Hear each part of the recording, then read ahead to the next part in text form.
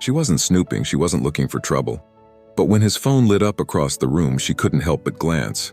Can't go a day without it. That one line stopped her world. Music. Soft piano begins. Visual. Close-up of the phone screen, blurred background of her face falling. Her heart dropped so fast she thought she'd be sick. They had been through this before. The lies, the withdrawals, the broken promises. But she thought it was behind them. She looked down at her growing belly, one hand gently resting where a tiny heartbeat lived. We're building a family. You promised you were clean. Tears welled up in her eyes. And then, rage. Not the screaming kind, but the kind that hardens your voice and sharpens your choices. She wasn't going to let this spiral. Not now, not again. That afternoon he came home smiling, kissed her cheek like it was any other day. "Who were you texting earlier?" she asked, calm but cold. He shrugged. "My brother, just something I'm putting together." He grabbed his keys and left again. Didn't see the way her hands clenched behind her back. Didn't see the storm in her eyes. Music. Low strings build tension. Visual. Montage of her calling her cousin. Pacing. Making a plan. By the time the sun began to set, she was ready, waiting. The door opened. He stepped inside, arms open for a hug. And then, they grabbed him, her cousin, her uncle, threw him to the floor like a criminal. He gasped, "What the hell is happening?" Her voice cracked as she dropped beside him.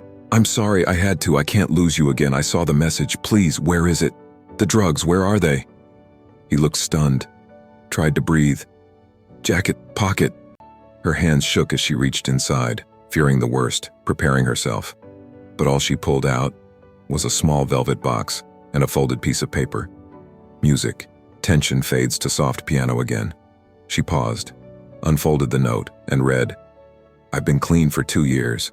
Every day I choose you, and today I realized, you're not just the one I love. You're the reason I healed. You're my can't go a day without it." That message. It was about this ring. I couldn't stop looking at it. Couldn't stop thinking about asking you to make forever with me. She looked down. The velvet box had fallen open. Inside was a ring. Simple, beautiful, trembling in his still shaking hand. She dropped to her knees, uncuffed him herself.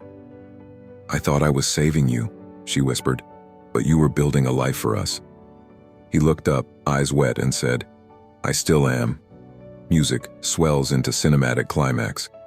Visual, fade into flashbacks of their love story, slow shots of their hands, the ring, the baby kicking, voiceover, final monologue. In a world full of assumptions, we forget that love isn't loud. Sometimes it's a whisper, sometimes it's a fight, but the kind worth holding on to, it's built, word by word, day by day.